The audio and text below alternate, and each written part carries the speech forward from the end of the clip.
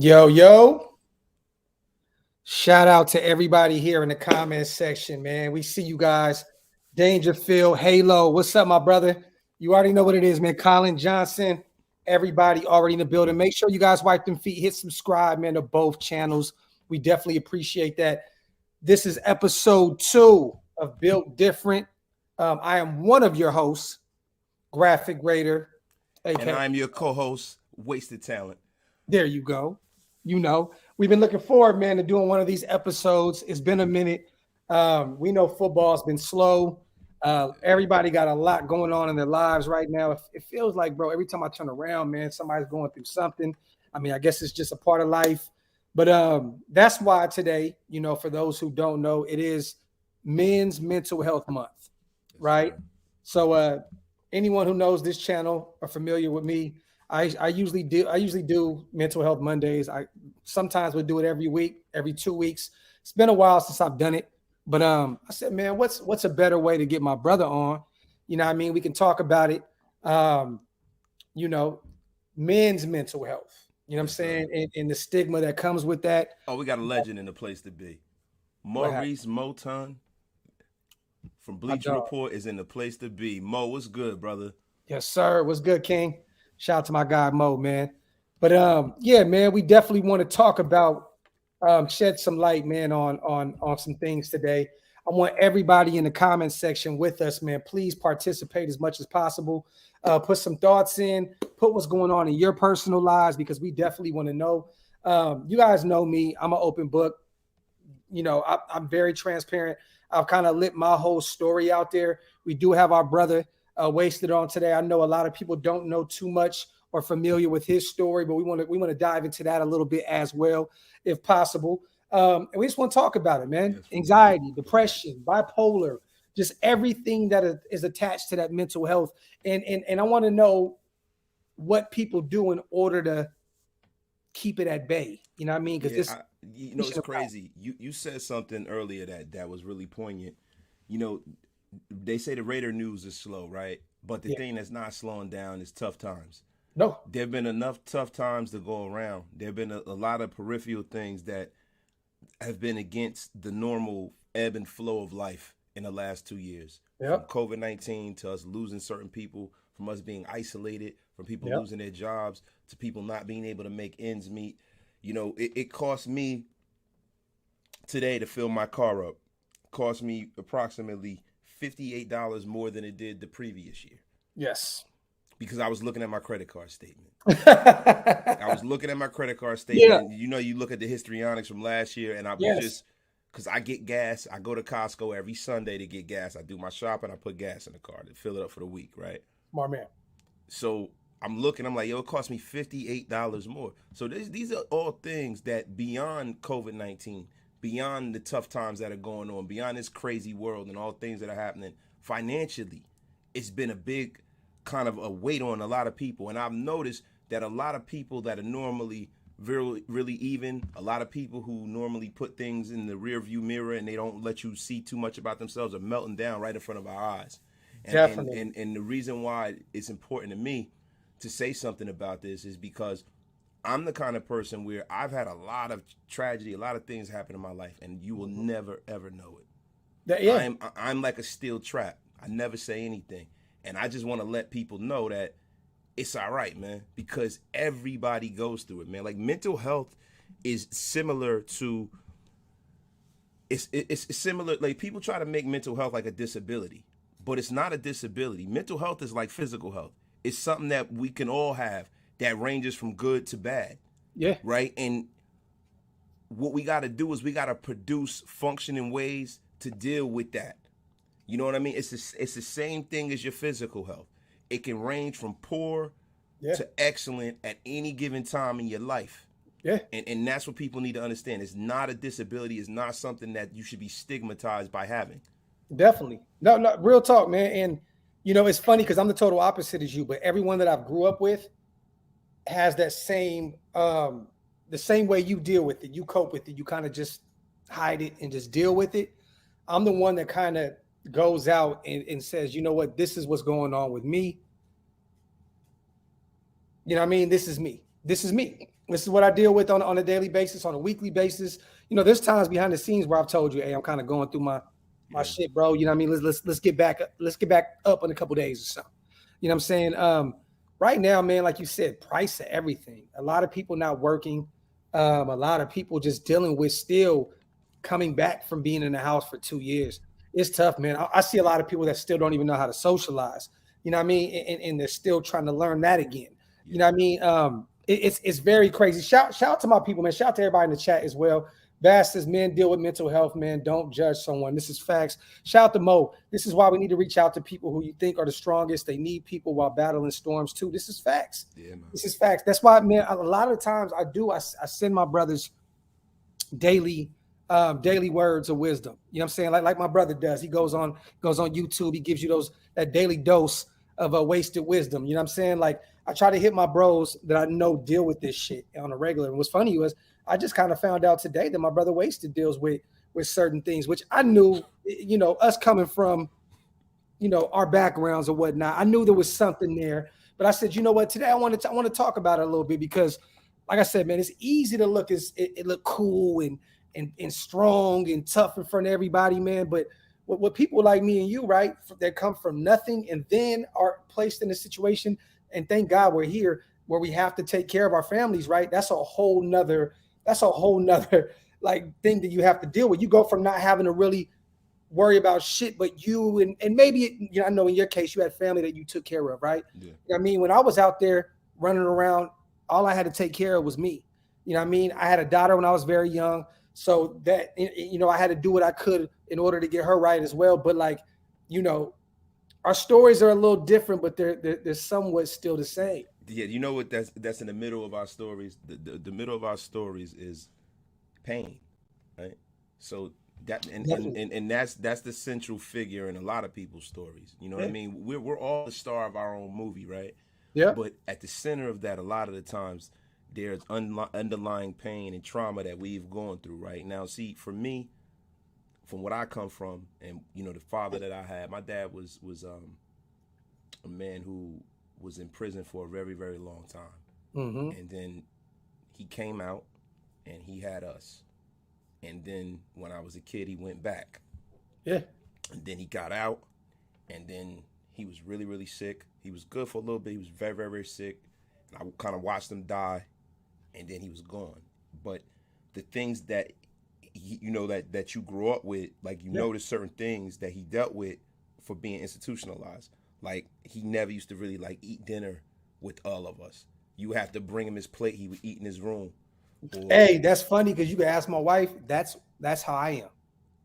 Very, it's weird. Like that's supposed to be the place, right, where you gather with your family and you that's something I'm dealing with that I'm trying to figure out. Like how can I just always hide in my room to eat, bro. I don't know what it is. I've always been like that though. I like to be by myself, you yeah, know what I mean? Kind of just, but that is the time where you build that rapport with your family. You build all those principles and all that stuff, that all the standards in your household at that dinner table, right?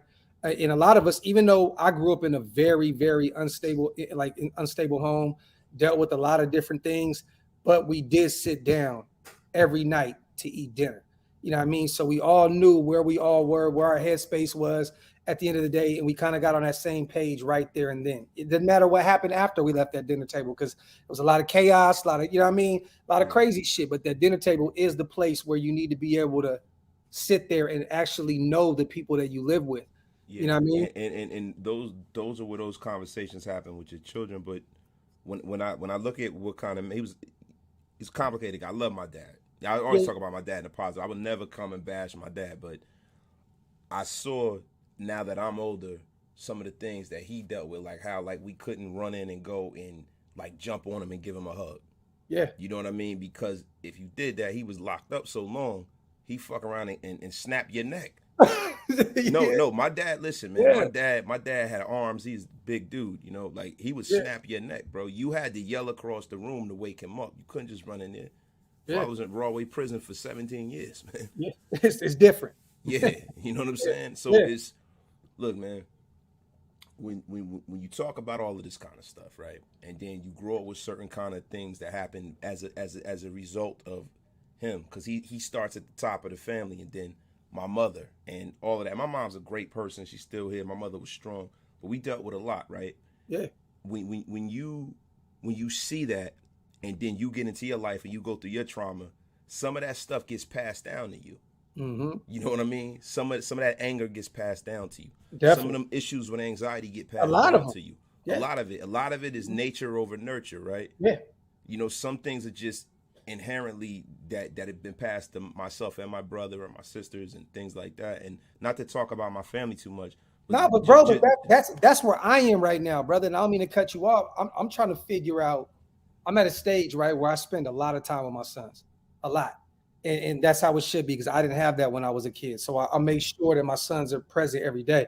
But the thing is, trying to figure out how not to pass down that trauma, right? Yeah. Like that's the situation where it's like, you know, like the other day I had a situation with one of my sons where, you know, I can tell he's going to be a music kid because he heard something and it got him emotional when he just came and sat in my lap. I told you guys in the group chat, you know what I mean? And I realized, I'm like, man, like that was me when I was younger.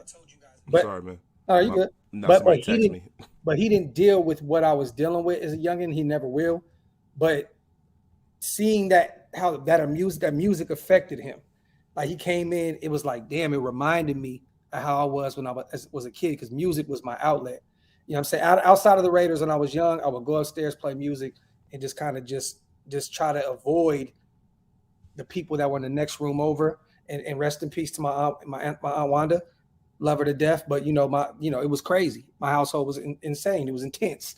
You know what I'm saying? So I'm saying that to say, bro, like when it comes to trauma, like where are you in terms of not handing it down to your seeds? I know you have girls, so I know it's a lot different than me, because it's easy for me to look at my sons and be like, you know, stop acting like a girl, you know, tough up, woo, woo, woo. But it's like I'm still, every time I say something like that, I kind of go back in my own head, like I need to chill. Yeah, you know what I'm saying? Yeah, like my girls, you know, it's, you know how you got a daughter, it's different. Mm-hmm. You know what I mean? Because I understand very I understand how women are. I got sisters, you know what I'm saying? So women, most of the time, not all, but they deal with emotions. Mm-hmm. So I understand that I got to choose my words carefully, because I'm shaping the kind of woman that they're going to be as they get older. Definitely. The small shit that you think is small with men is not small with girls. No, not at all. And the most important thing that I do is I do a lot more listening. Mm-hmm. You know what I mean? Because then that gives me kind of a compass of how I'm going to deal with them. I do a lot of listening with my girls. And it gives you options of how what street you're going to take in order to get to yeah, man. Because you know what? Sometimes it's not a straight line dealing with girls. Yeah. It's not, you know, with us, most of the time it's not. Most of the time it's not. With us, it's like, okay, I got to get to point A. Here's point B. This is how we going to get there. But it's not like that a lot of times with girls, man. So, you know, what I do as far as not passing things down to them, you know, their life is totally different. I insulated myself and I married a woman that came from the ideal situation. Her parents are still together. Her parents are very, very involved. You know, and what I've always done is I've always gravitated towards people who kind of had it better than I did. Yes. And I didn't realize that till I got older, because some of the things, because my parents were good parents, but some of the things that I missed, I got from watching like my best friend's parents, watching my wife's parents. You know, they kind of give me, because what I saw what I want to be. You know what I mean? I saw what I want to be. I saw how I wanted my life to be. I saw how I wanted my children to turn out. And what I kind of do is, man, I just like kind of gravitated towards them kind of people and older people. And when it comes to my issues, like I feel like I've changed who I am, because I know that I got to be solid to support them. Yeah. I can't be all over the place and be here and be a father and be a great husband. And to me, that's the most important thing. And I think that's one of the things that I don't think my parents really did. They didn't put us first. Yeah. And I'm envious of you, man. I'm envious of you because you, like you said, you kind of gravitated to people that had more or was trying to do, like, you know, like we come from, man, like just matter of fact, not even just where we come from, just in life. Toxicity loves toxicity, right? Like all me and my guys dealt with the same shit. And we didn't try to get around other people. We were all, you know, they're the silver spoon or they got life, you know, by the horns. They know their life is where it's supposed to be. But we kind of just used our fucked up situations as this is what it's supposed to be, this is what it's going to be.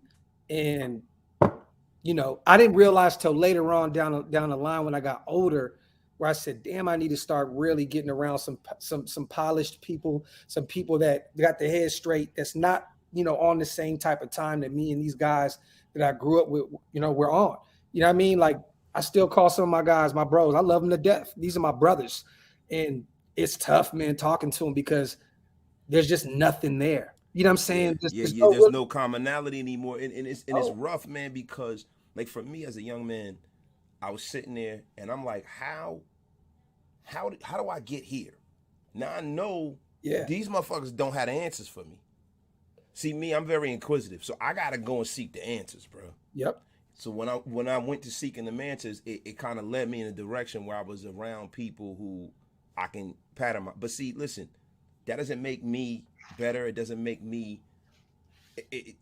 Listen, I made my mistakes, right? yeah, yeah, And I've dealt with things, and I'm still dealing with certain things. I mean, like one of the issues that I had as a young man was, trust. yeah. Between me, you, and the whole internet. When I was younger, I was set up to be murdered by one of my closest cousins, Mm-hmm. and that really, really, after it, everything happened, and I recovered. I was okay. It was something that really affected me for years and years and years because this is a kid that him and I are the same age. He's Yeah. no longer with us. He wound up passing away, whatever. But and to damn, how That's can I say this? no, It was I know where you're trying to go, and I know how you trying to word it, but yeah, take your time, brother. look, man. It's when you have a guy that you grow up with your whole life, and you've been Hmm. solid with, and you love this person. This person is your blood, right? Yeah. And then you have something like that happen to you, it fucks your head up Oh yeah, for sure. bad. And for years, like for like 2 years, man, I kind of just like stayed away from everybody. Like, Yeah. you know what I mean? I wasn't really, going to a lot of like a pub. Like when I was not like I'm hiding in them, but when I used to go out, I'm going out, man, and I don't. Let me not say that. But when I used to go out, man, I was going out, and wherever I went, I was ready for whatever was going to happen. Let me put it Yeah. like that. Yeah. And the thing that kind of got me out of a lot of the issues that I was going through, I was real isolated. I kept everybody at bay. I lived by myself. I didn't trust anybody. I ain't trust no women. Like I had chicks around me and shit, and it's just like Yeah. pump and dump them, get the fuck away from me. I didn't want anyone around me. I Hmm. didn't trust anybody. I didn't deal with anybody. It was really, really fucking with my head. And the thing that kind of got me out of that was my wife. Yeah. Because I know my wife a long time. And she was the only one that I could share my space with and was okay with her being there. She was Yeah. the only one. And eventually, our relationship, she started bringing me out of my shell. She started getting me to come out of the house and go places and go to the movies and go here and go there Yeah. and go there and there. And you know what, man? It helped me, but it never really went anywhere. Like I can't explain. I don't want to talk too much. I don't mean to ramble. I'm No, sorry, no, everybody's bro. But this, watching. but this, what we here for. But let me ask you this: is there any PTSD till this day from that one situation? Like, because like you said, I know your wife helped you with your trust issues to move forward and at least be able to go out and get around new people and discover new friendships, discover new, relationships. But in terms of the PTSD side of things, because we are talking about mental health. We're talking about, anxieties and depressions and anything that, comes with that, with just your mental health in general. Does any of that still haunt you to this day dealing with certain shit from your past? Like, and what do you do in order to, we hit the gym a lot. Every time we Yeah, talk to each other, we're yeah, pretty much at yeah, the gym, right? I mean, the gym has been my saving grace, man, and also just realizing certain things, man. Like the one thing I realize is that you know whatever's in my head is not always reality. Yeah. That was a huge thing for me. My viewpoint on what I'm seeing or what I'm dealing with is not always the case. There's been times where I've almost jumped the gun and thrown my life away over Yeah. something that had nothing to do with what I thought. Yeah. You know, there's been times where I've could have thrown away opportunities because of me not trusting people, thinking they trying to play me, or thinking they trying to set me up, or I feel you, bro. you know I what I'm feel you. saying? Yep. And Been there, just done that. having you know, not to throw everything on my wife, but it's like having her in my ear and be like, baby, listen, why just think about it. You know what I'm saying? Just listen. How about you go into it? How about you try this? You know what I mean? Just having somebody to bounce things off of, and also, you know, just me not wanting to let anything beat me, bro. Like, Yeah. you know what I'm saying? And really, to be honest with you, my faith in God, man. Like, I just, like, bro, I don't have PTSD from that, because even when it was going on, I always knew I was going to be all right. Yeah. I've had so many situations, bro. I like I got in a car accident when I was younger, right? Where they had to get the jaws of life to get us out of the car, right? And everybody else in the car was fucked up except me. Like, you know what I mean? I've always been like that, bro. Yeah. I can't explain it. I've always been like that. I just feel like God's like my supernatural bodyguard. I just Yeah. never, And that's where I am right now, though, bro. I'm trying to find that, right? Like, for those who don't know, you know what I mean? I kind of stepped away, been chilling, just trying to do other things. Like, I'm in a great space with my life. Beautiful wife, beautiful kids. They're all healthy. That's all that matters to me, right? But like, even then, like, it's just like the thing with depression is it doesn't care. It doesn't care about how happy you are, bro. Like, every time I try to move forward, like, it's like I have these big highs and then I have these ultimate lows. And I'm still trying to figure out, the gym does help. One thing I realized is, though, you know, the alcohol, man, it's not helping at all. 15 days, no alcohol thus far. I'll tell you something, like, real quick. Shout out to the nation. Love you guys. It's nothing wrong. I wish I could just hit Vegas and have drinks with my brothers, chill, like, and have fun. Because I did. I had fun. But like, when I'm at home, I feel like I'm only drinking to feel something. And I don't like that. You know what I'm saying? Because whether it's some type of form of happiness I'm looking for, or digging back into that pain when I'm drinking. And I don't like that, bro. Like, you know what I mean? I really don't like feeling like I have to have something around me in order, outside of my family, or, you know, the nation my nation family, but just something that has that grab on me. And these past 15 days, bro, I've been kind of, I've stopped drinking before for almost 2 years. You know what I mean? So it's not really about drinking every day, because that's not one thing, not that I do anyway.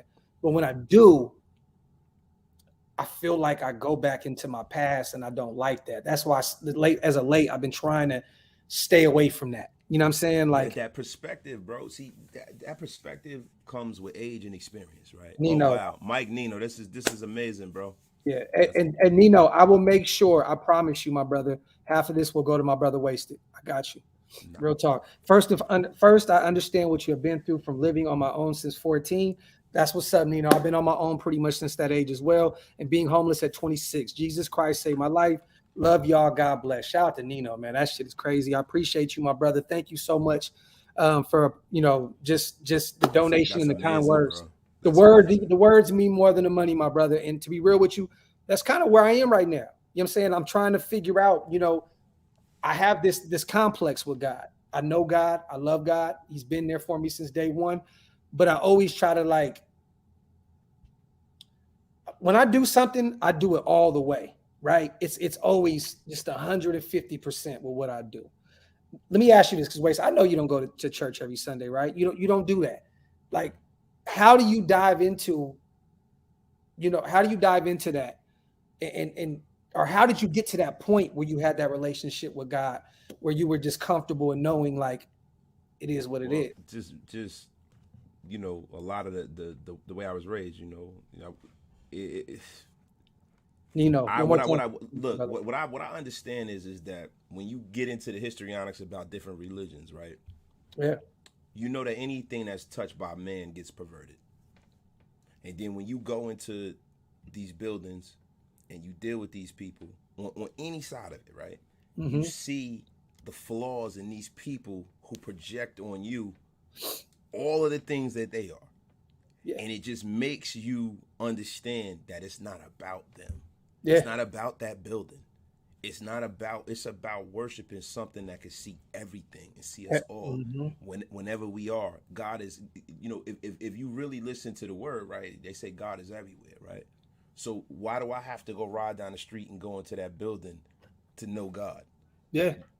So the thing is, if you do go to church, or if you go to the mosque, or if you go, to the synagogue or whatever, a lot of that is for the human interaction. Yeah. So for me, it's like, if I can understand what's being said, and I can surmise what I want out of whatever religious doctrine I'm following, and I don't really need that camaraderie, I don't need to go to that building. Now, it's a good thing for a lot of people. A lot of people need that. Yeah. For me, some places like churches and things, and no disrespect to anybody who goes to church all the time, I'm just saying, definitely shout you out. some of them can be some of the most toxic places in the world. Definitely. And the thing is, I don't want someone else to pervert my relationship with God. And that was why, that's where I'm coming from, an angle of that, because anytime I went to a church, it was always the wrong impression, right? There was always some toxic shit going on behind the scenes, or some this and that. It was like, damn, you know what? I need to figure out how I can find my peace of mind dolo with God attached to it. Like, as of late, man, I went, I've been trying to do this this sauna thing, right? I hit you up all the time when I go to the sauna, and then I'm in there meditating. I grab some meditating apps. For someone like me, it's very hard. I can't stop moving. Like, I don't know if y'all know, I got ADHD like a motherfucker, like OCD, ADHD. So it's difficult for me to just even sit down. That's why my brother always tells me, read this part of the Bible, man. I think it's hard for me to even sit down, bro, because I'm just boom, boom, boom, boom, boom, moving all the time. I'm trying to find a balance of slowing myself down, but still hustling as hard as I do. You know what I mean? Yeah, and I know I need God. I need God to be as involved as possible. The hardest thing to learn in life is how to quiet your mind's eye. Yes, bro. It is, and that's the reason why people who meditate are so successful. Because when they meditate, they learn. That's like us going to the gym and lifting weights and getting stronger. Meditating teaches you how to control your baseline level of consciousness. Yep. You know what I mean? So for me, I learned that at a young age because my grandfather was a bishop. He was a reverend, and he even told me after he was no longer in the church, he used to say, "Listen, I don't need a church to worship the Lord. Yeah. I don't need that, son." Yeah. You know what I mean? And he would tell me all the time, man. He kind of instilled that in me. And I wasn't even really close with my grandfather like that, but that's one thing that I got from him was that. You know what I mean? So because I grew up in the house. Another reason why I have a problem with it is I grew up in a house where two of my people, was my sister and my aunt, they went to church every Sunday. But my house was the most toxic shit that I ever seen in my life. So I always equated church with how do these people go to church? You know what I mean? And the house is just insane. You know what I mean? So it kind of fucked up my just my ideology period of church and the idea, the concept of, you know what I mean, going and all that other stuff. Yeah. It really did, bro. And it took a long time. I'm finally getting to a point where I'm like, look, I can have my own relationship with God. That's all that matters. As long as he knows where my heart is, I know where his lies. We good to go. Real quick, shout out to Big Mike. I got to get him in real fast. Just pulled up. Wanted to thank you guys for getting me through this year so far. COVID earlier this year. Now dealing with the debilitating back injury. Y'all helped me get by. Shout out to my brother Big Mike. We appreciate you, King. Also, man, is someone that had COVID twice this year and a fucked up back? Trust me, my brother. I'm praying for you because either one of them shits is no joke. And my brother Wasted had COVID earlier this.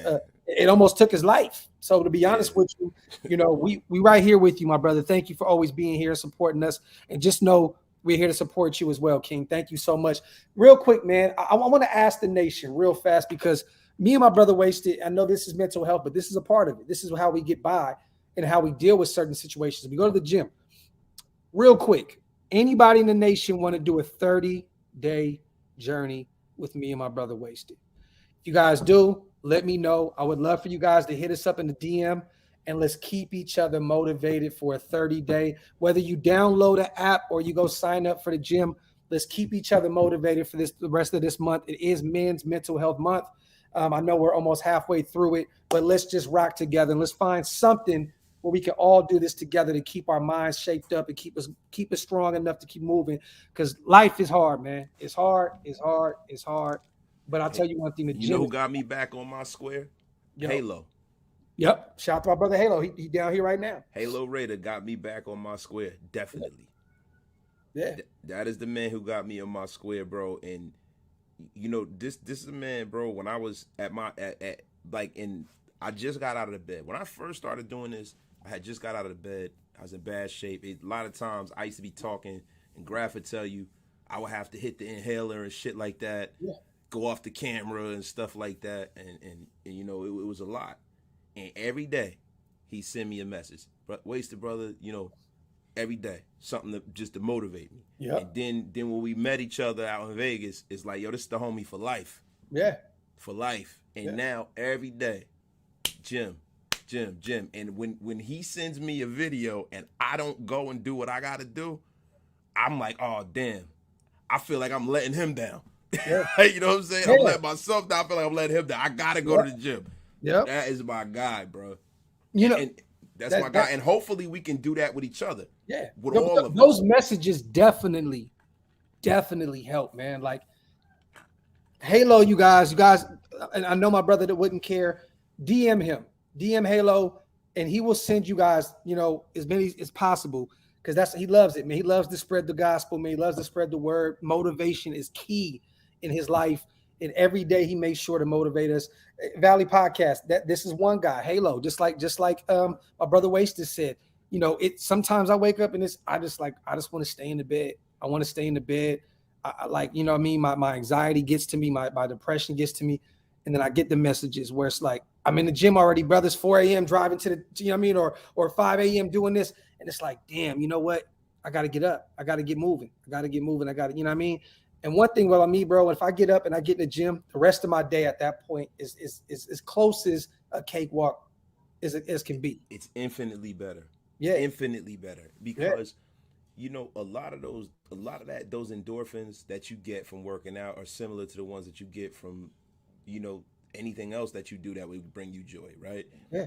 And also, conversely, for myself, it makes me not focus on negative shit.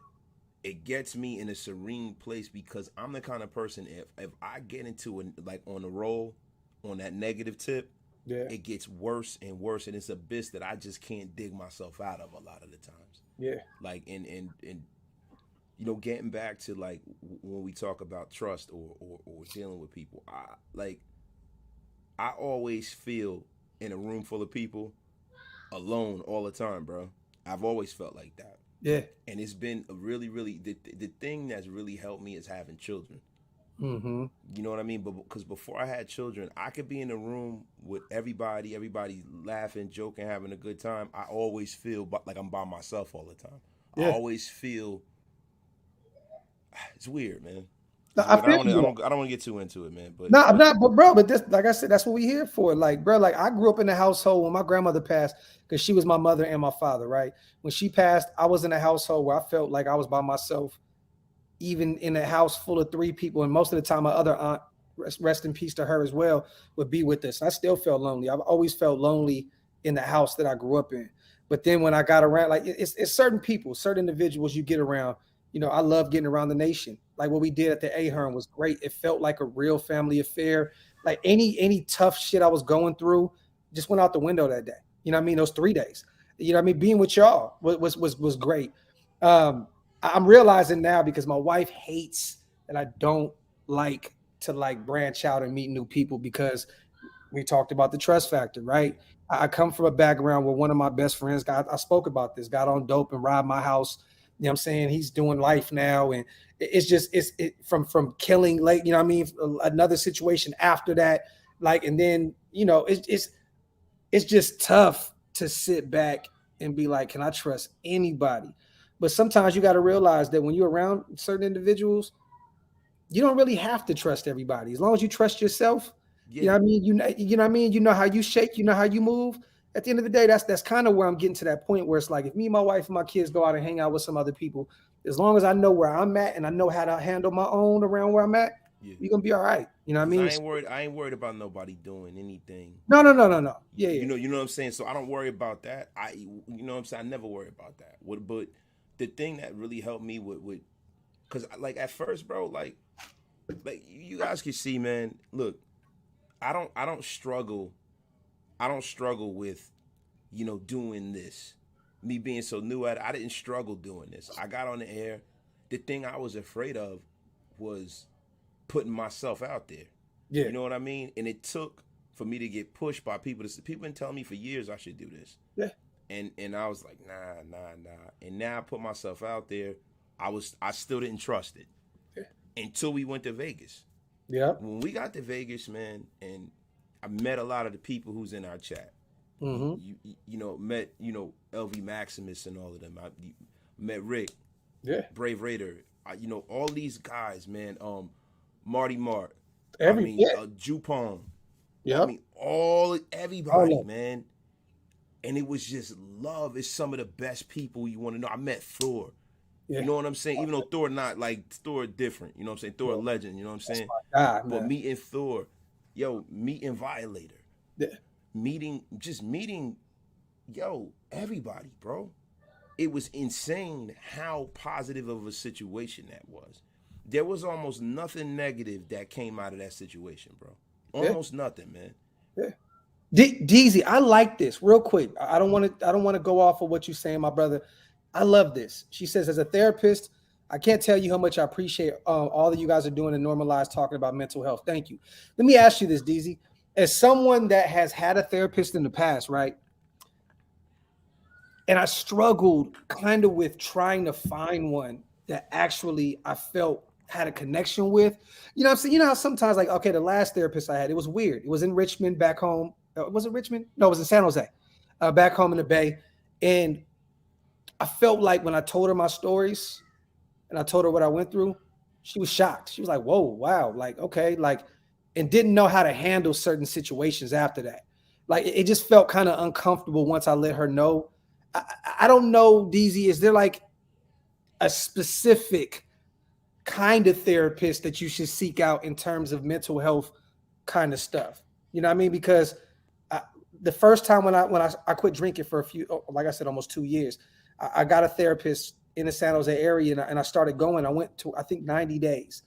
And I felt like I didn't really get anything out of it. You know what I'm saying? Like, I felt like I spoke to someone and I kind of just put it out there. And I kind of felt like, and I'm not saying this is you, DZ, at all, but like, I felt like, take my money, keep it moving. You know what I'm saying? Like, you know what it feels like going to a therapist for me? Because I've been sent to a bunch of them ever since I was a kid. The school system sent me to one when I was a kid because of, the way it was traumatic, the way, not traumatic, but what I was dealing with my dad, him passing away and all of that stuff. And then there was some other things that happened. And, like me, when I was a kid, when I would get into certain things, my brother and I were trained fighters. You know what I mean? So when we would get on somebody or we would actually have to fight, we'd fuck people up. No disrespect. And, and me, I have this really bad mean streak. So it's like once I go to that point, it's very hard. It's hard to pull me back. Actually, it's mission impossible, actually. Yeah, it's hard to pull me back, right? And I've learned to deal with that as an older guy. But as a young dude, I beat this kid up really, really, really bad. And the conditions of me staying in school was I had to go see a therapist. And I used to feel like seeing a therapist was like taking change out of your pocket and throwing it into a wishing well. Yeah.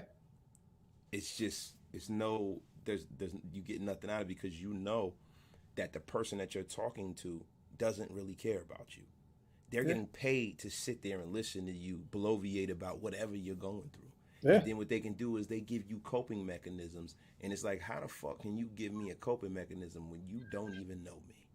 Mm-hmm. So I don't poo-poo therapists. But for a guy like me, who I thrive off of being around authentic people. I thrive off of being around real people.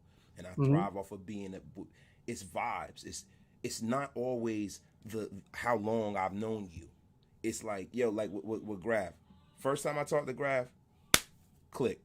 I was like, I fucks with him like that. Yeah. It's just, that's just how I am. Mm-hmm.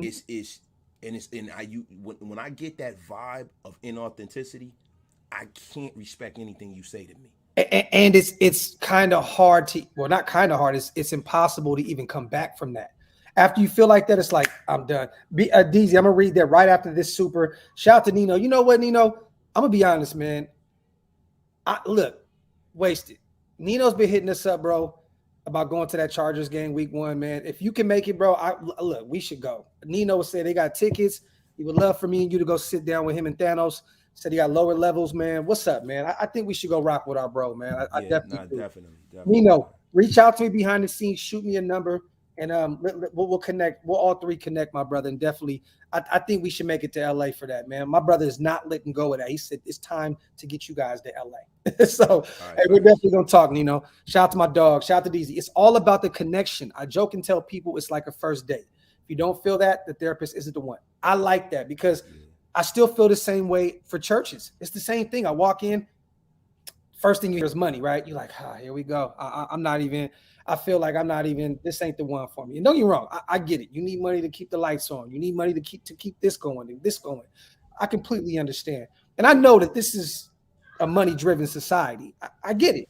You know what I mean? But it's very, very, a lot of people clicked to this channel, right? A lot of people clicked to Mount Shieldmore because we're just honest.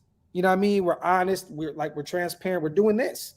You know what I'm saying? So I feel like in terms of a therapist, I need to walk in and feel like, damn, they get me. They get me.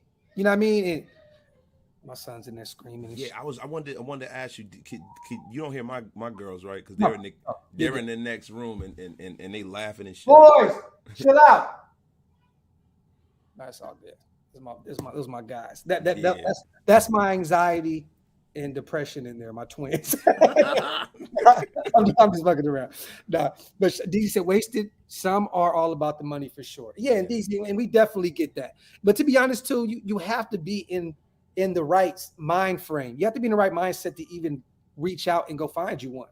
Like as of late, I've been looking. I've been looking like, you know what? I want to find someone that I can actually talk to. I love a lot of these athletes, a lot of these artists, a lot of these media personalities. They have therapists.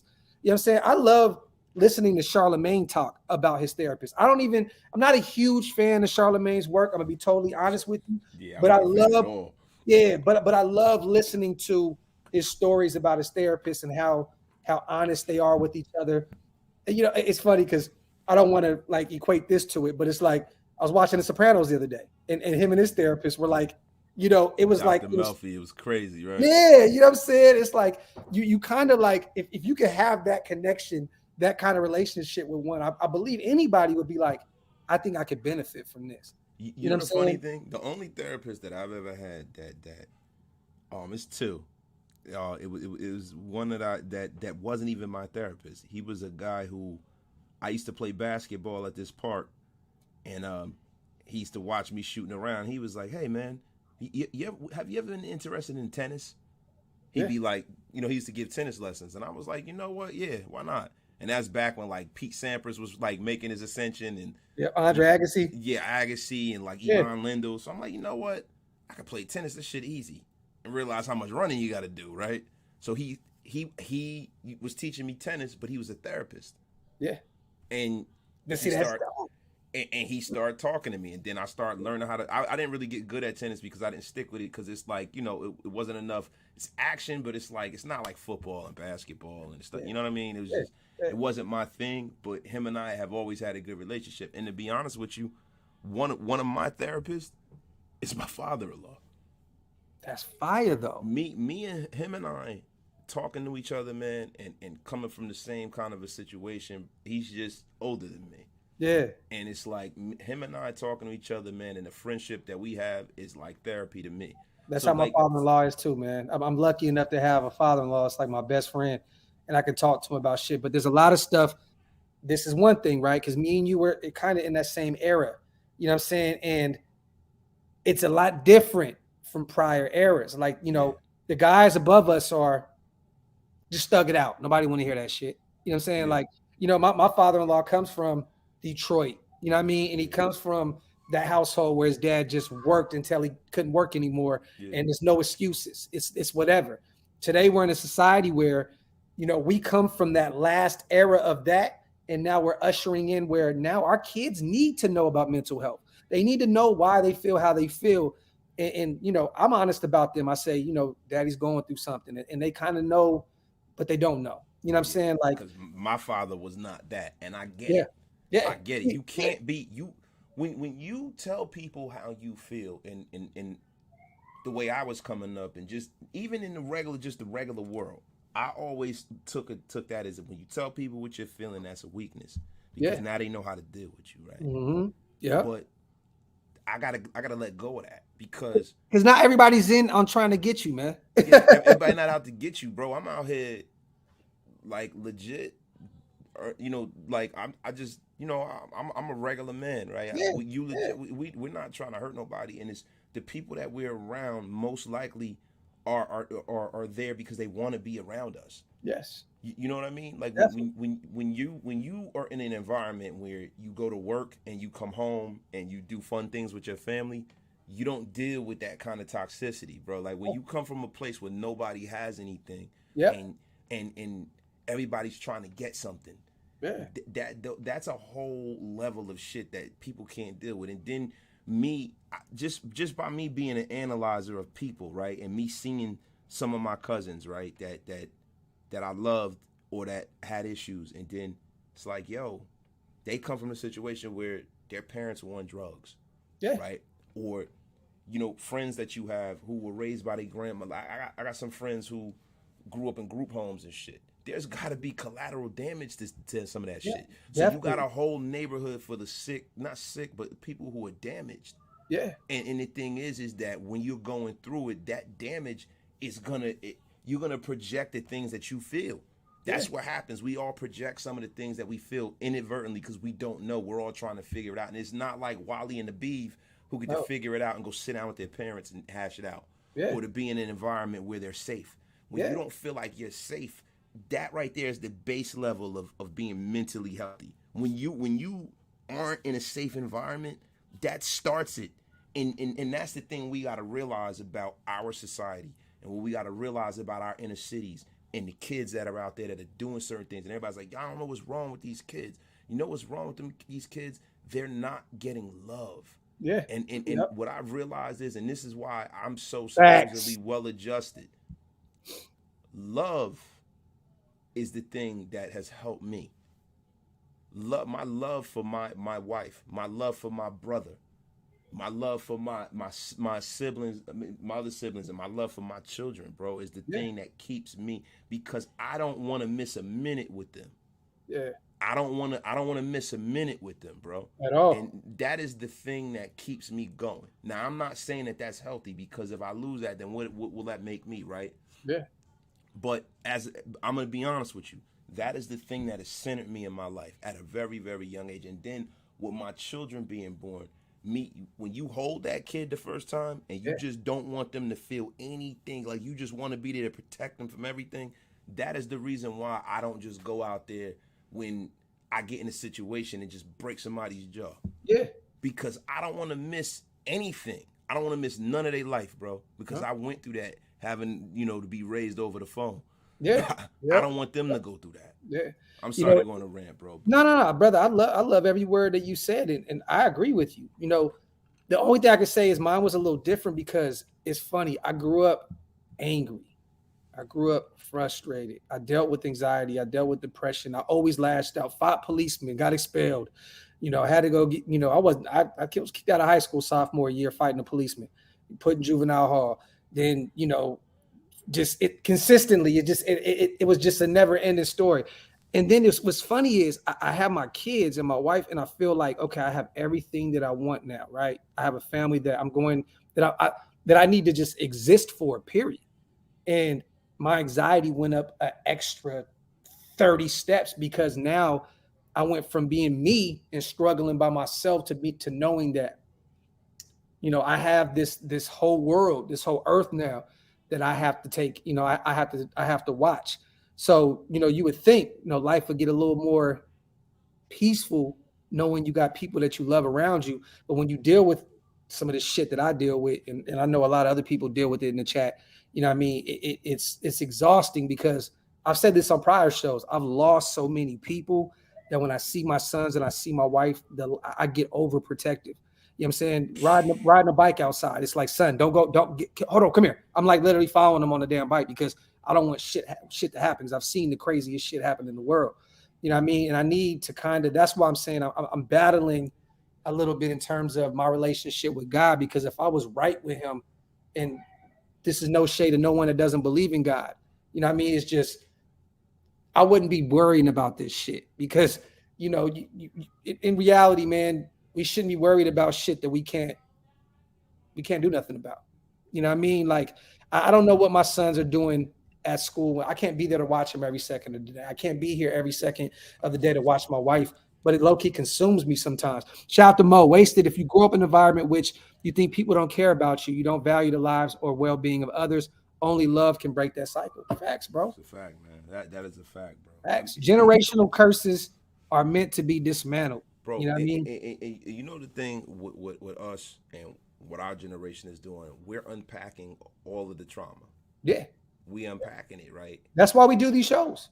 We unpacking it. The only thing I will tell you is, bro, my kids are older and they're girls, and let me tell you something. I still haven't let go. Yeah. That's the reason why I'm at everything, bro. Like my daughter today, I was at volleyball practice for 3 hours because I refused to leave them there by themselves. Yeah. Or how like my oldest daughter has a job in the city, and I'm making sure she has a summer job in the city, like interning for a prosecutor, and my wife's like, I want her to learn how to take the train, like how when we were young we used to take the train, and I summarily vetoed that shit. Yeah. No, she cannot take the train from the city. No, she cannot, not by herself. And this is what I be saying, bro. Like, and look, I don't want to go get into some crazy shit, but like my sons, they've never spent the night at a friend's house. You know what I'm saying? Bro, the shit that I've been through, bro. Like, I had to. I remember my babysitter. You know what I'm saying? Chris, like she was touching me. You know what I'm saying? Like my family, my mother, my grandma, my aunts all went through it. You know what I'm saying? Like I'm afraid for my family every day when they're not around me. And I think that really consumes me to the point where it's like, bro, sometimes I just feel like I got this weight on me that's just so like.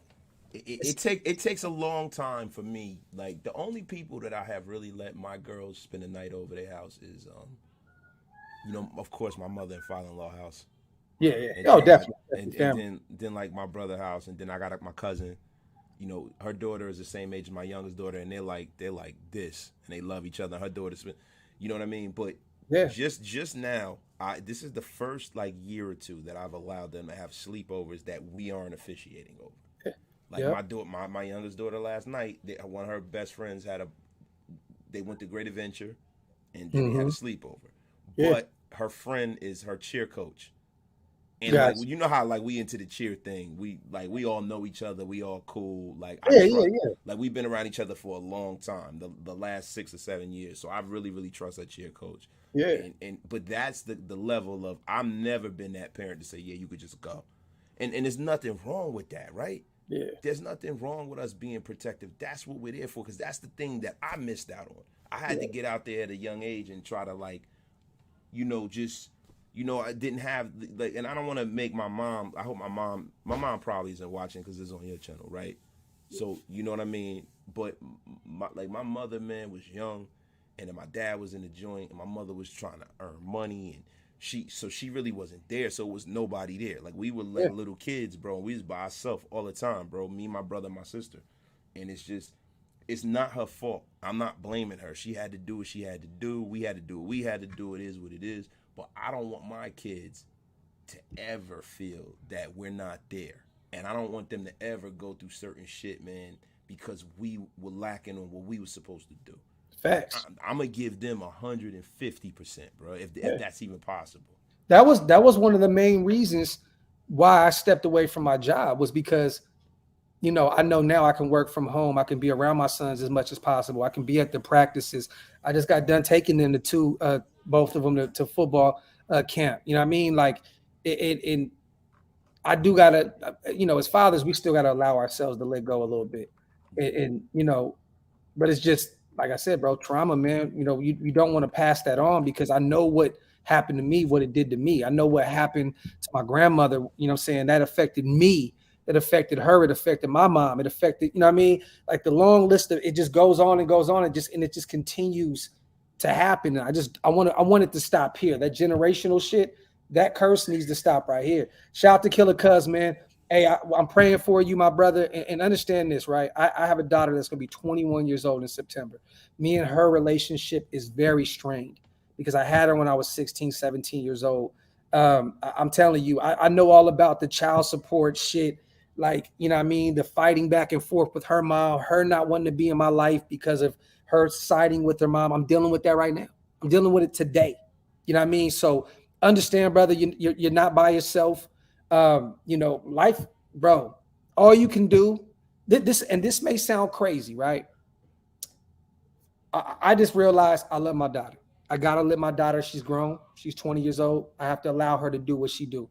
And because if I don't, I'm just gonna sit here and literally kill myself, knowing like that me and her aren't where we need to be. I just need to let her have her space and whenever she's ready to say, let's work this shit, let's work through it, because I've done it numerous times. I've reached out, like we've done this, what do they call it, rodeo over and over and over.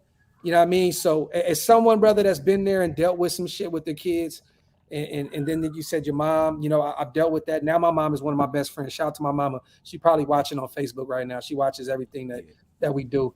That's one of my best friends. You know what I mean? She knows me and her had a strained relationship because, when she left when I was 4.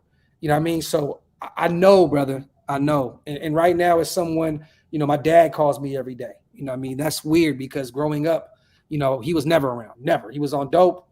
That's what he did. Dope jail, dope jail, dope jail. A rehab here and there, get out, same shit. Cycle. Come rob my grandma's house. Come rob my other grandma's house for shit to smoke up. It was a never ending cycle. So I know at some point, like I knew I never thought I'd get to where I am now, because for me to even be able to speak to him on a daily basis lets me know how far I've come, because I never wanted to have that relationship with him, right? Like he's on his probably his deathbed right now, and I know he needs someone to be able to talk to. I never knew growing up that my father is bipolar, so a lot of this shit makes sense. My sister has it, my brother has it, right? So now, getting older and knowing that I deal with my own shit, and sometimes I be living in my head, like I understand my dad's situation more now. Like you said, remember you were like, we had this conversation where you said like I kind of get my dad, like once he broke this shit down to me, Yeah, right? yeah. He didn't have to, because his mom told me what he dealt with, and now I get it. I'm like, oh man, like I've been beating this man up my whole life. Like I don't even want to be around him, even though he didn't reach out. But I understand it now. Like I don't. My sons will never deal with it, but like I understand now, and I'm trying to be as patient with him and allow him to come around a little bit more and have these conversations with him, because I feel like I'm hampering my development if I can't allow myself to have these conversations with him. Shout out to everybody, man. Damn, Docs, brother. Like my fam, something about the Bay. Hey, Northern California, man. Bro. Docs, you probably have it too planned. Oh, I know for sure. I got a sliver of that, most definitely. Yeah, Most, bro. And you know what? That's always been my compass as a young guy. And that's why I haven't gone down certain paths, because what I always would do is I would look at what I wanted to be, and I would look at what I didn't want to be. And I always looked more at what I didn't want to be than what I wanted to be. The thing that drives me is what I do not want to be. yeah, Because failure to me is the hardest thing to deal with for me, because the only thing that I know that I can control in this earth is me. yeah, I figured that out at a long time. And a lot of when it comes to having good mental health and controlling your mental health, is knowing you, yeah, knowing yourself, being by yourself, knowing what your triggers are. Like a lot of times everybody thinks I'm Mr. Perfect, and everybody thinks, oh well, he doesn't smoke and he don't drink and he don't, like even the whole drinking thing, that's played. Like I'm not a drinker, bro, because yeah. I know that once I get on that path, I have an addictive personality. Yep. And I know that I can't. The reason why I don't smoke weed is not because I like I'm judging anyone else. I just think that I don't have the faith in myself that I would to start doing those things that'd probably be all I do. Yeah. You know what I mean? So Yeah. that's I know me. Yeah. So that's the piece of all of this. Yeah. We all deal with this thing on different levels. There's been different times in my life where I've gone through a lot of dark things that I'm not gonna talk about. Yeah. I'm just not. But you know, just I what I'll do is I'll glaze some of it, right? Because I'm not there yet to where I can just be like, yo, this happened. And to all of these nameless, faceless people. Now, the thing is, they're not nameless and faceless because y'all are our peoples. But I'm just saying, there's some people that are in the chat that's watching that won't comment. They won't say anything. But then they'll take this and cut this up and try to use it against you and try to be an asshole about it. So it's a part of me where I'm still kind of like, you know, because we got a lot of people that we see every day, like Yoshimitsu, right? Mo's my guy, Ben Bad, Bearded Goon, all of these dudes, man, Van City, all of them, Daniel Kim, everybody. We see y'all every day, and it's almost like it's a friendship. Yeah. I feel comfortable talking to the chat. Definitely. That's something that I learned early, bro. That's why I'm one of the only people as Raider content creators, you know what I'm saying? Well, I'll say one of the original ones that most of my content is live. You know what I mean? Because I literally I build my stuff off of you guys' energy, right? The chat, like the reason why I did the mental health shows, I couldn't do a mental health show without having the chat chime in and talk about their stuff. And we have to build off each other's energy, right? Like a lot of people they choose not to do this. And bruh, there ain't nothing wrong as a man to be able to say, look, I'm dealing with some shit. Like I tell my brother, like anytime somebody tries to call me, like when I get real quiet, my brother will call and be like, or he'll just send a text. Just want to tell you I love you. I know you probably over there tripping. You know what I'm saying? Like he know me. He knows what I'm on. He know like when I get quiet, I get kind of, you know, at arm's length. Okay, he's kind of going through his shit. You know what I'm saying? And you're right, Mo. You're right. It's never too late to establish a strong relationship with your dad or your daughter. As long as they're still living, keep that door open. This is facts, my brother. And you know, my dad is on the way out. I'm gonna be honest with that, and I've come to terms with that. You know what I'm saying? But I also know that, you know, with him, you know, being as sick as he is and dealing with what he's dealing with, me and him have a situation now where it's good. We tell each other we love each other every time we get off the phone. Our conversations are short as fuck, wasted. I'm telling you, bro. It's this. Hey, boy, what you doing? Oh, what's up, pops? Oh shit, man, I'm just about to get ready to do the show. Just checking on you, man. All right, bet. Love you too. Boop. That's it, bro. You know what? Nothing else. It's nothing else. Yo, bro, that's the thing. It doesn't have to be more than that. Yeah. Like the one of the things that I've had definition of say less. The definition of say less. one of the things I've had to realize is that I can't project onto people what I expect of them. Yeah. I gotta accept what they give me. Yeah. And that was something that's been very, very hard for me to learn. I have to accept what you give me. You know what I mean? Like I can't say, well, I would do this and this is how I would do it. No, I have to accept what you give me. And the thing about it is, if it's somebody that's responsible for you being on this planet, you got to give them their rights. Definitely. Like in Islam, you have to give your parents their rights. They say they say that talk that shit, brother. Gender, you can never reach gender. Like they say to reach heaven is at the foot of your mother. If your mother is not pleased with you, you can never reach heaven. Yeah. You know what I'm saying? So it's very important that we give our parents, our elders, their rights, no matter how they've been. We got to give them their rights on some level. Now, what I'm not saying that we have to give them their rights to the point where we allow them to disrespect us.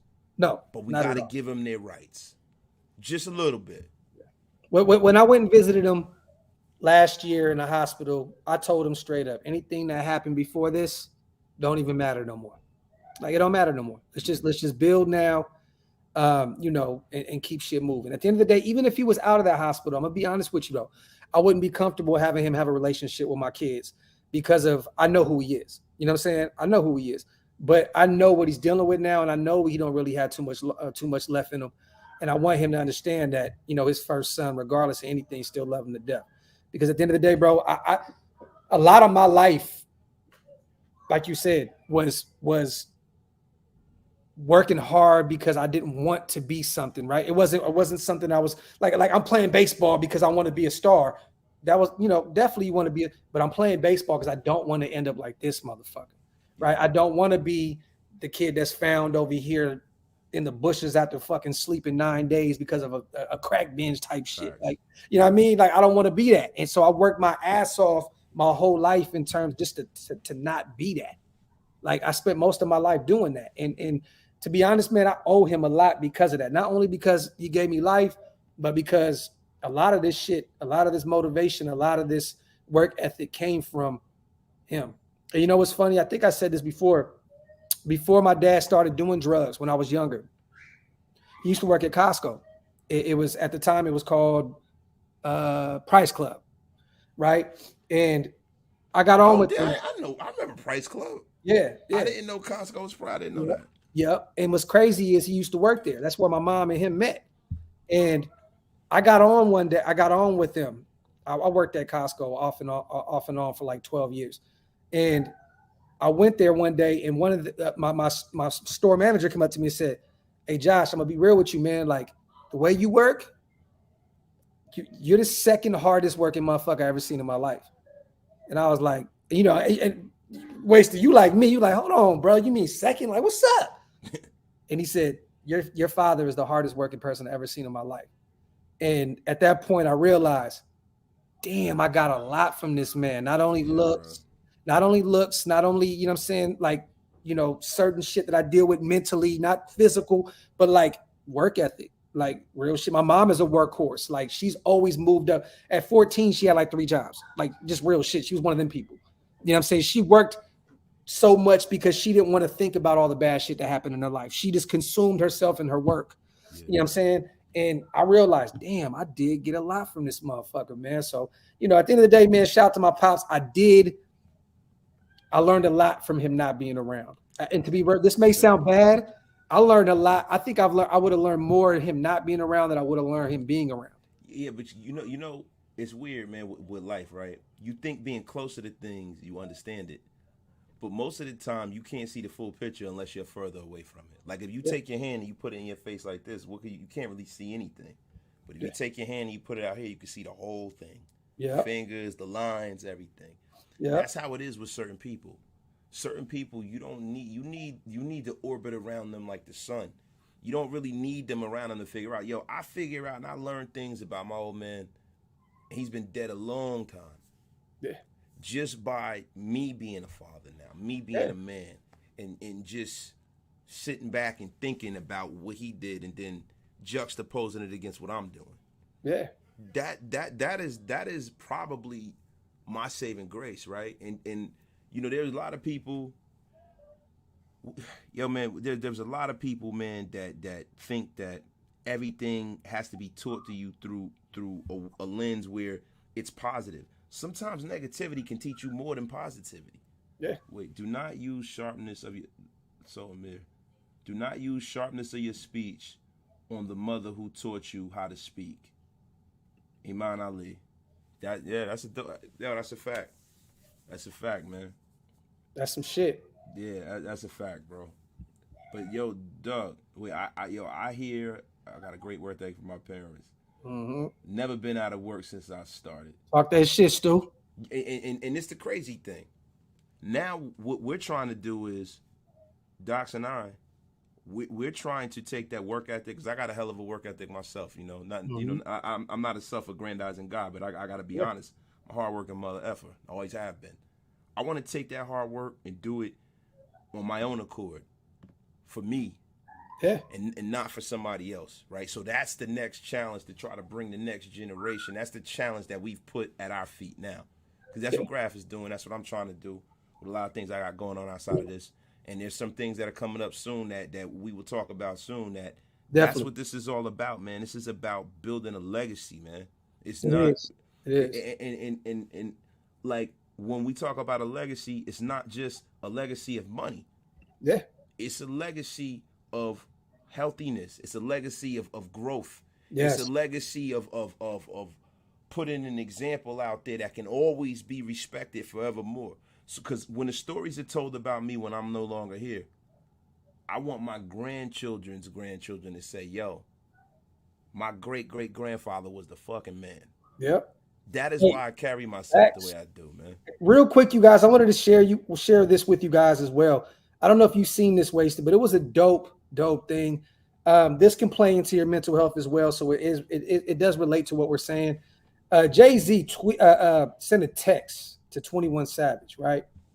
And he put basically top three things um, you need to do, basically, right? This can go in terms of, I guess, when you have money, when you don't have money, whatever, right? Have a great doctor.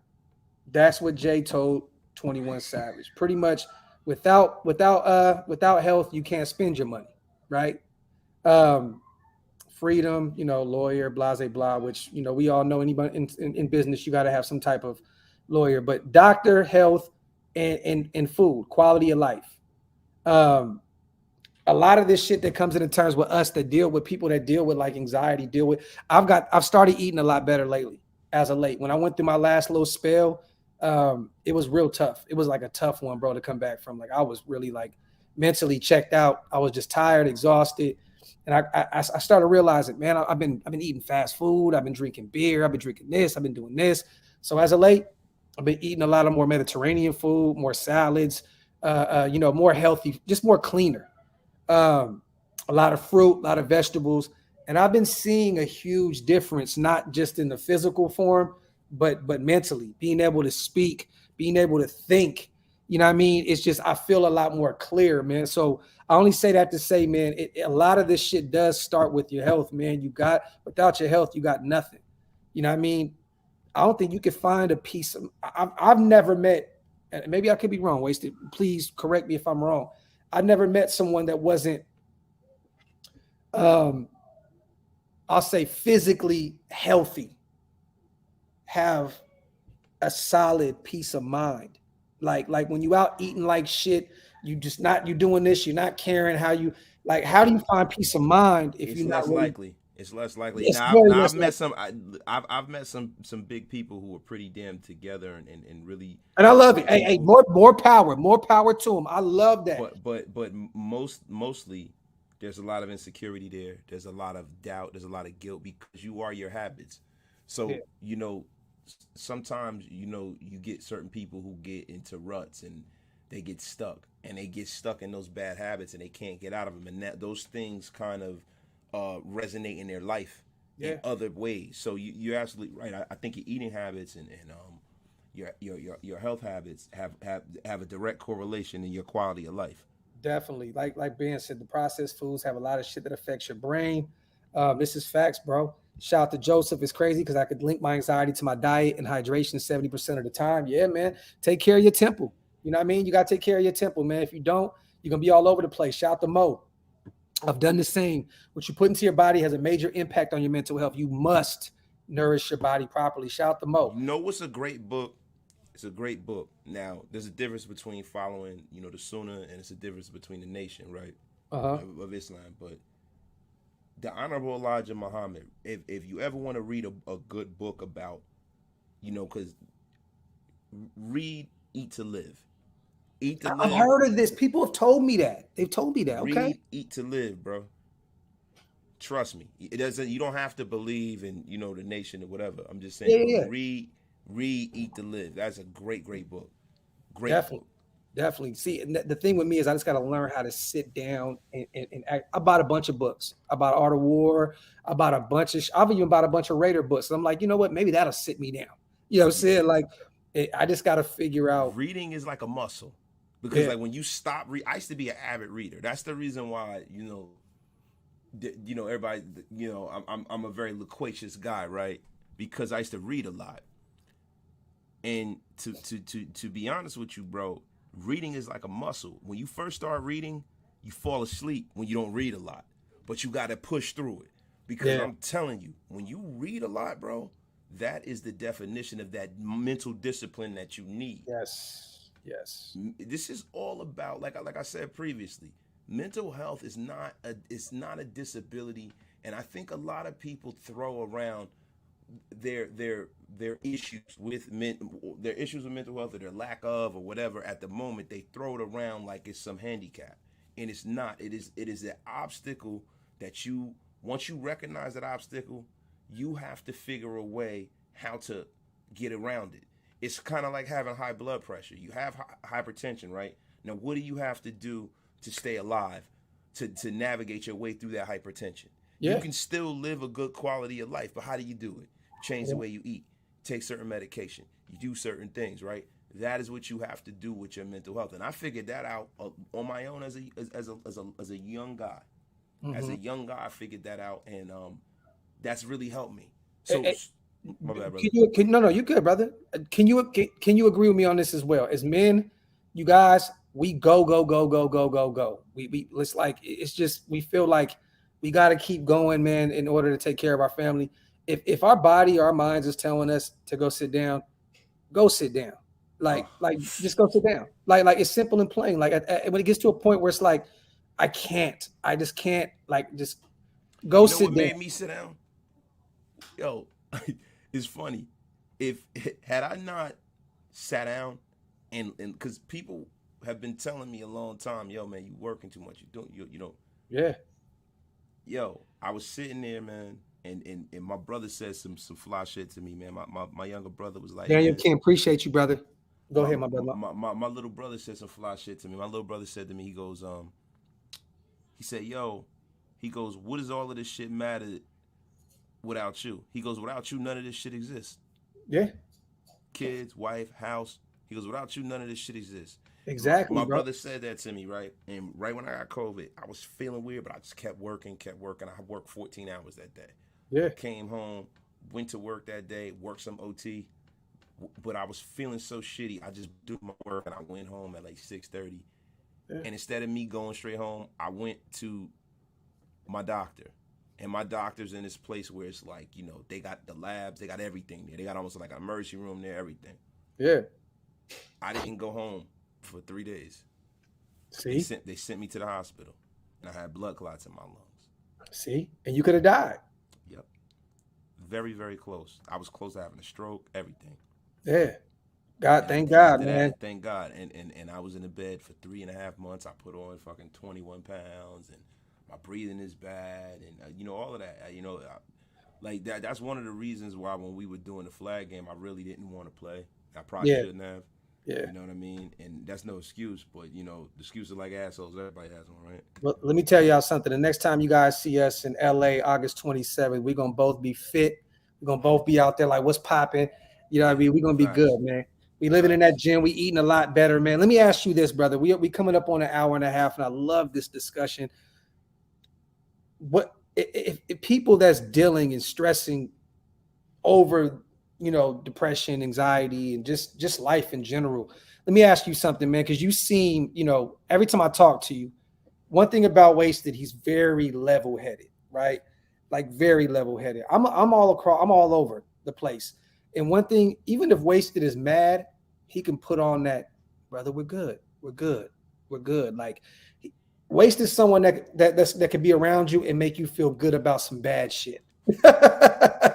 You're like, you know what? I mean, we ain't on fire or nothing, you know what I mean? So we good. We good. Like, what what are some ways to finding peace of mind? I know you deal with a lot of other shit as well. I know you struggle with, working a lot, the family, still trying to do the Raider stuff. What are some things where you can get right with your peace of mind? I know you said reading. I know you said working out. Yo, Um, being by myself, being by yourself. yes. Like seriously, like Yeah. what I do when I need to remove myself. And what I do is I treat everything like a math equation in my life. Mm-hmm. So when I add up x, like or algebra, right? Like if x plus 2 equals 6, what is x, right? So it's like, all right, let's not get into math. Like let's get into addition, right? Right. We're not getting the algebra, right? Yeah, But the thing is that let's not be PEMDAS in this here, right? yeah, But everything is an equation. That's how I look at everything. What am definitely. I gonna gain? What am I gonna lose? What's the sum total of what's happening? Yeah, And what I do is I do that math in my head for everything. And that's how I'm able to move and progress. That's how like the one thing that I realize is that, and this is something good. My mother being from down south with them old sayings. She said, son, haste makes waste. I like that. She said, I son, like. haste makes waste. My mother used to say it to me when I was a kid. And I've always seen examples of that in my life and I need had to to find learn another from that. way because I'm terrible in math, and for me to find peace of mind, I know my peace of mind, math ain't got shit to do with it. So I got to figure something else out. Nah, But but no, seriously though, bro. Like when you sit up there and you're saying to yourself, you're like, all right, man, all right, this dude said something stupid to me. yeah, All right, will it feel good for me to knock this guy out? Yeah. clean the fuck out. Yes. All right. Now, also, conversely, how much time am I going to get if I break this guy's jaw? What's going to happen to my family? Who's Yeah. going to take care of them? Yeah. So he didn't put his hands on me, right? He just talking. As long as you talk and you don't put your hands on me, we good. Yeah. Now, I'm not going to tolerate a certain level of talk and disrespect. So there has to be a line of demarcation there. So Right. it's either I have to separate myself from the situation or that motherfucker has to separate himself from the situation. Definitely. And Definitely. normally, the thing that makes it okay with me is that person separates himself from the situation. But I'm just saying, back in the day, there was none of that. And you should just be like, put. That's it. We done. Clean them. We done. Maybe an uppercut. We done. Sorry. Nah, I get what you said. So you basically find it's funny because we talk about peace of mind and They said demon time. ways to go straight to fighting. It's like, how do you find peace of mind? Just beating the motherfucker up. Man. You know what I'm saying? No. I'm just saying that's how I avoid from beating people up. That is how you avoid. You gotta add up what you gotta treat everything like a business transaction, bro. No, definitely. So we're in the business of supporting our families. Yes. What's gonna drive that business forward? Mm-hmm. What's gonna drive the business of our families, Wasted and Dox's families forward? We're the CEOs of them families. So if you keep something that you love at the center of your life, right? You gotta find whatever it is that you love. It might not be a person, it might be music, it might be athletics, it might be art. Whatever you love, you got to put that at the center of your life and cherish it. Yep. And if you do that, you will have peace of mind. There you go. Shout out to my brother Wasted. I'm gonna let him have. We're gonna go out on them words because that was phenomenal. For those who are not subscribed to our brother, man, Wasted Talent, make sure you guys go to Raider Nation Unlimited on YouTube. My brother puts on a great show. Once again, I want to make these shows a lot more. We got to do these more often. I want to bring on some more people, tell their stories, do all the other good stuff. We will start doing the Build Different podcast more frequently, you guys. I promise. A lot of people have been reaching out to me about it. We're definitely going to do that. Mental health means a lot to me. So I love doing these shows. So even if it isn't a Build Different, I'm definitely going to come on and still do some mental health shows. And our brother Waste is always invited. But this is his show right here, Build Different as well. So if he ever wants to say, let's do another one, we can always do another one. You know what I mean? Shout out to Halo still in the chat too. I got my glass out here, brother. And you already know. Thick Frame Nation. Thick Frame Nation, baby. There you go. That's my brother. If you guys don't mind, I'm gonna put on one of my mental health music video on the way out. If you guys haven't seen this video, check it out. You know what I'm saying? This is kind of my story of how I dealt with it. Shout out to Rob Lowe, legendary producer in Northern California. He did all Jackass shit, AP9, you know what I mean? All the mob figures. He did this for me. And shout out to my brother Money Yale as well. He shot the video. We did it at Oakland Coliseum, the last day that we ever played in Oakland. It was a perfect time for mental health because I was going through it. You know what I mean? Oh but to the shout Jacksonville Jaguars. Oh my God, bro! Jesus no, this was Christ. actually the last day we played in Denver that last week. But it was the last day we were technically the Oakland Raiders. Okay. I watched the game during this video shoot. So With that being said, shout out to Mo, shout out to Van City, Yoshi, Halo. We love you guys. We appreciate you guys, man. As always, hit that subscribe button. I'm going to share this video real quick, put it on for you guys to check out. If you like it, go on there, share it. Let me know. Let me see. I'm going to put this on there real quick. Can you guys see? All right, cool. Boom. Let me play this real quick. Damn, I got to learn how to do this. It's dope, man. It's dope. But yeah, man. With that being said, man, love you guys. Appreciate you guys. We out of here, man.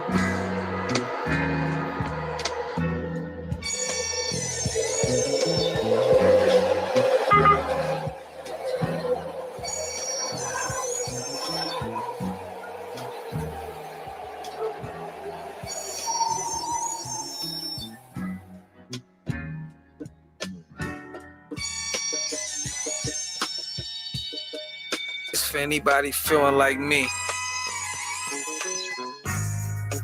I salute you, Rob Lowe. Look, guess who's back from unpaid leave? Got baptized, but it feels like the devil unsaved me. Tiresome, heavy load, drunken waste, mind racing, ready to explode. Sunk in place, 1 minute I'm thankful, the next minute is bad. 1 minute I'm moving, the next minute I drag. I'm at the point where I'm only happy when I'm sad, and that's sad. Fuck, been through hell and back, asking God to mute the fire. Ups and downs, I'm either dummy, hyper, stupid, tired. Man, there's never any middle ground. My chemical imbalance got me underwater, but it won't let me drown. Fuck, God, please help me. Anxiety, depression, bipolar disorder got me stressing. I'm working on my inner self while I'm dealing with this mental health. Sometimes I wonder why I want to kill myself, but I don't want to die. And this shit crazy. Fuck, it's like, please rid me of these negative thoughts. I ask, please, God, give me the key to these negative locks. Mentally shackled, it's like I'm institutionalized. Like hard enough, this shit make it way hard to survive. Not trying to beat a dead horse, but I'm not stable. I want to be and willing to try, but I'm not able. I'm trying to plug in, but I'm wireless. Tried to miss the breathing exercises and psychiatrists. None of it worked, man. I'm so damn livid. Just gotta come to terms with the fact that I'm programmed different. Imagine raising kids while you raising yourself, or raising awareness on your mentality and health. Tired of trap myself in a room while they knock on the door, cause they don't understand the reason why I'm doing this for. Tired of trapping myself while I knock on the door, cause they don't understand the reason why I'm doing this for. I'm sorry, sons. Man, I love ya, Anxiety, depression, bipolar disorder got me stressing. I'm working on my inner self while I'm dealing with this mental health. Sometimes I wonder why I want to kill myself, but I don't want to die.